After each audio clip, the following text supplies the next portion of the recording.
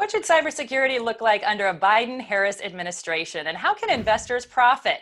Well, for more on that, we'll bring in Jamil Jaffer. He is the former Associate White House Counsel to George W. Bush, the former U.S. president, and right now he's an executive at IronNet Security. Thank you so much for coming in. Jessica, thanks for having me. So what does the Biden administration need to do to reassure the 72 million people who voted for Donald Trump, some of whom, as you know, are convinced that there was election fraud, that the election, in fact, was secure? Well, look, I think number one, we've heard a lot about election security. We've heard from from DHS, the Cyber and Infrastructure Security Agency, that this was one of the most secure elections of all time. But that being said, people are still concerned. There were a lot of mail-in ballots. The president has raised the issue. And so I think what President Biden, if it is President Biden, in fact, in just a month or two, as we expect it will be, he's going to want to reassure the American public that he's going to bring the country together. He talked a lot about that in his acceptance speech, about bringing the country together, about healing, about really finding a middle path forward. Now he's going to be under pressure from the left-hand side of his part of his party to move forward in an aggressive way on a number of things, whether it's the Green New Deal or the Paris Accords or the the Iran nuclear deal. There's going to be a lot of pressure on Vice President Biden to do some of those things. I think if Vice President Biden is to be successful, he's going to need to unite the country, bring together what's likely to be a Republican Senate after the Georgia runoffs, right? A much smaller majority, Democratic majority in the House, and say, look, how do we find a path together to protect our nation, to do the right thing in terms of national security, to do the right things in terms of cybersecurity, to create innovation, and to really stoke the American economy. So talk to me about what you would tell him if it was just the two of you in a room and you said, hey, Mr. President-elect, this is the highest priority in cybersecurity that I believe you should have for your incoming administration. What would you tell him? I think you've got to find a way to empower the private sector to better defend itself, right? The reality today, unlike pretty much any time in the last 50 or 100 years, is that we expect the American private sector to defend itself against nation-state threats from countries like China, Russia, Iran, North Korea. We've never expected that. You don't expect Target or Walmart to have surface-to-air missiles on the roof of their warehouses to defend against Russian bear bombers coming over the horizon, right? And yet today in cyberspace, we know that our nation, and primarily our private sector companies, are under massive sustained assault, whether it's to steal intellectual property by the Chinese, or the Russians who are trying to engage in election interference, or the Iranians and North Koreans who want to conduct destructive attacks on our systems, right? We know that the private sector is under attack, and we expect them to defend each one of themselves individually. That doesn't make sense. The government's got to come together with industry, help them defend themselves, and industry got to come together with one another to really share information and scale up their defenses so they defend like a nation instead of single companies at a time, because they'll never win that battle. So what does that look like? I mean, you and the CEO of IronNet Cybersecurity have written a plan, a transition plan for the incoming administration about what order basically departments and department heads need to be stood up. But what essentially is the goal of something like that in terms of communicating to the private sector what government will do and what they need to do? Yeah.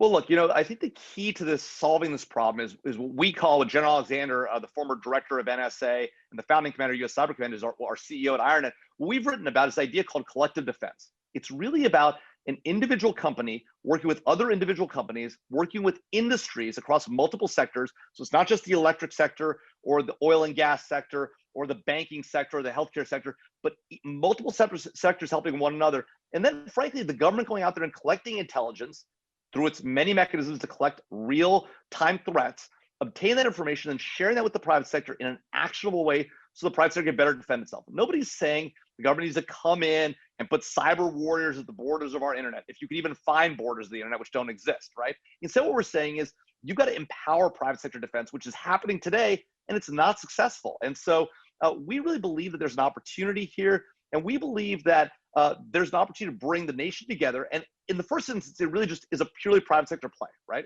The private sector can do it on its own and get better faster. But then they're going to need the government's help to really defend against these national level threats. We need to see a fundamental paradigm shift in how cybersecurity is done going forward to the next 4 or 8 years.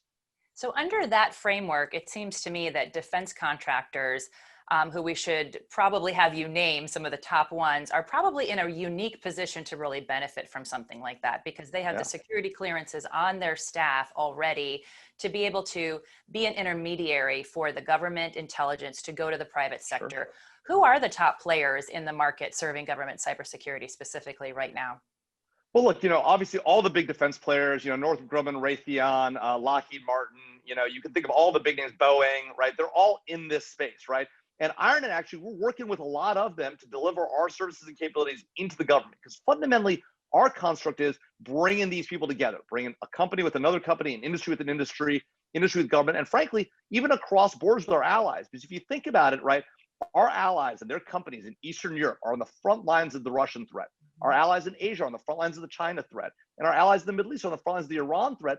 And frankly, they're seeing some of these attacks before we see them here in the United States. So we can empower them with new capabilities. They can empower us with intelligence about what's coming our way. And we can all benefit from this cross-border, cross-industry, cross-government collaboration. So you touched on this slightly, but how do you identify the main key market drivers and challenges specifically in the cybersecurity sector for the companies you work with, the companies that are participating in servicing the needs of the government, national security, and cybersecurity?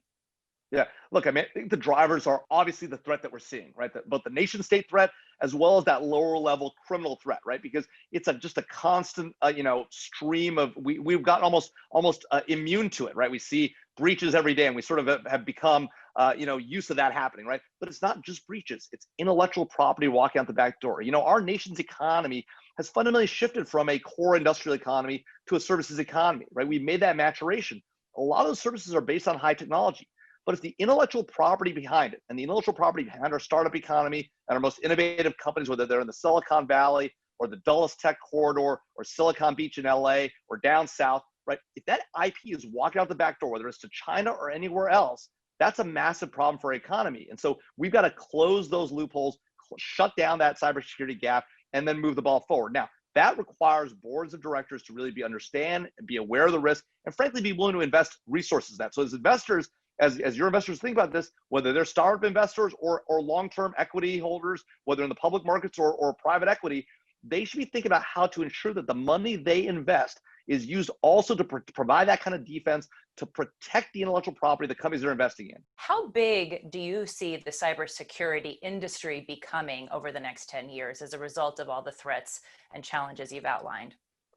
Look, I think that the combined annual growth rate for the cybersecurity industry can be dramatic, right? I think that we're talking, year over year, 50+% increases. We've already seen those historically going back, right?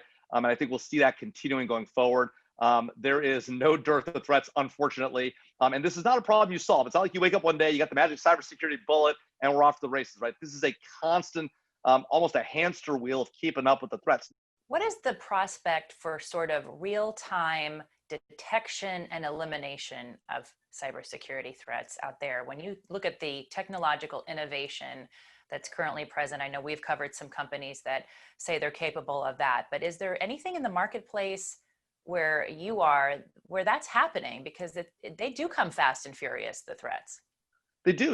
One of the things that's interesting about the threat that we see in the cybersecurity arena is that it takes attackers typically minutes to hours to get into your system. And then from there, it takes them less than a week to escalate to owning your system, have administrative rights, right?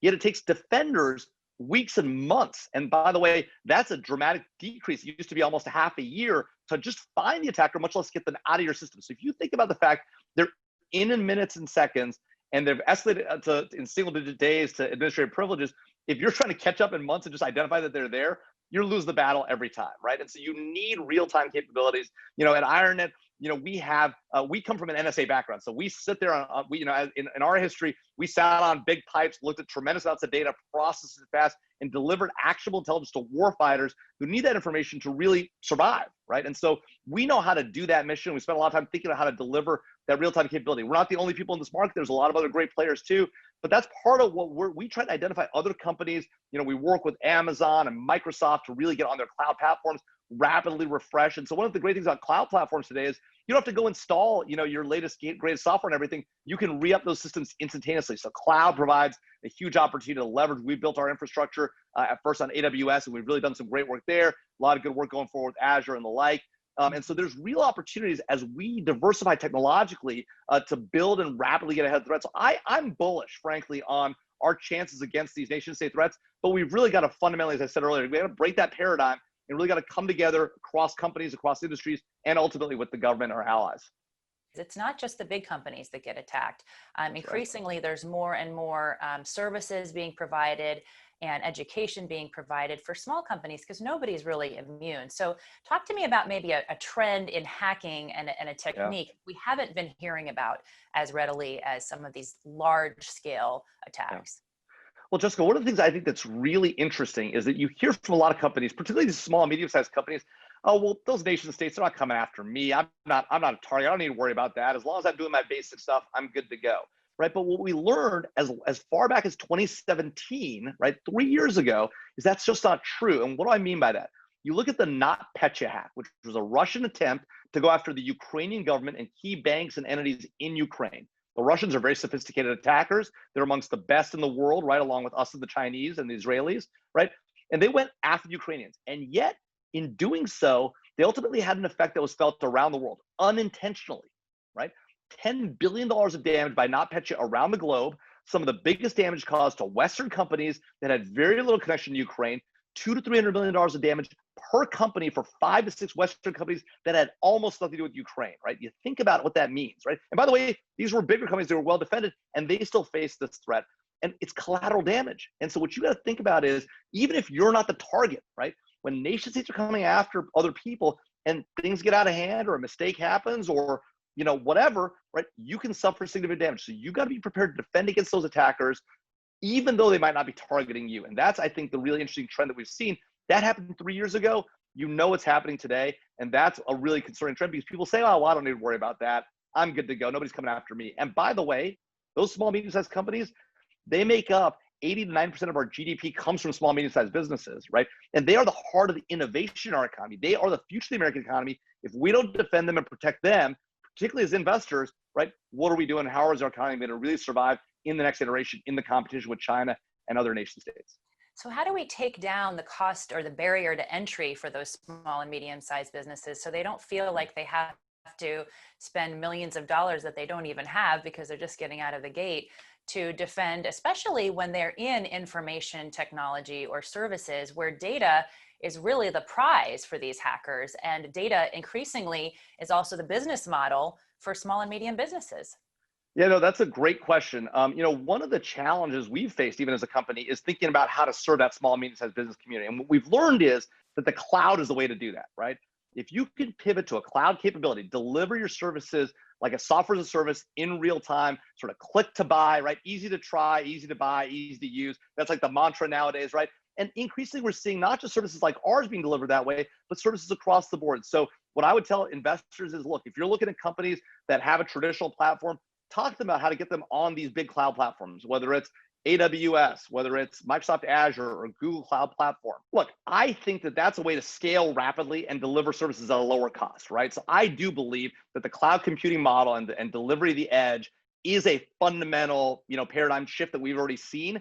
And now, to the extent that investors can encourage their companies to go that direction, I do think there's real value there. Yes. Well, thanks so much for coming in. We so appreciate your time and your insights, Jamil Jaffer from IronNet Cybersecurity. We look forward to hearing more from you. Thanks for having me. And if you'd like to catch up with any more Stansberry research content, please take a look at all of these social media platforms where you can find us. That's all for now. Thanks for watching. I'm Jessica Stone.